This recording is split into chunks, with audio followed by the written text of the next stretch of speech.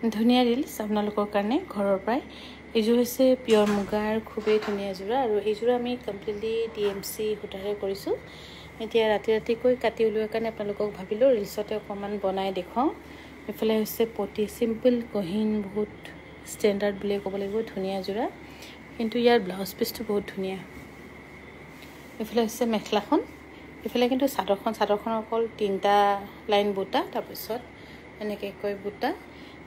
তাৰপিছত এইফালে হৈছে মেখেলাখন খুব ধুনীয়া। কাপোৰযোৰ চিম্পলত ষ্টেণ্ডাৰ্ড, আপোনালোকে বাৰে বাৰে পিন্ধি থাকিব পাৰিব। এইফালে হৈছে ব্লাউজ পিচ, খুবেই ধুনীয়া চাওক ব্লাউজ পিচ হৈছে এইফালে। আৰু ইয়াত গোটেইখিনি DMC সূতাৰে কৰা হৈছে, ইয়াত কোনো মাকো মৰা নহয়, এটা এটাকৈ ফুল বচা হৈছে।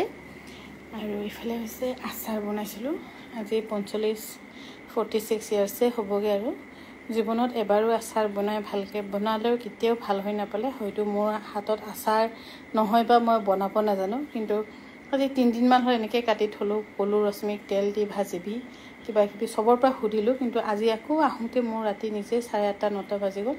তাৰপিছত আকৌ এনেকৈ ৰৈ গ'ল। আচাৰ কেনেকৈ বেষ্ট হয় মোক প্লিজ ছাজেষ্ট কৰিব।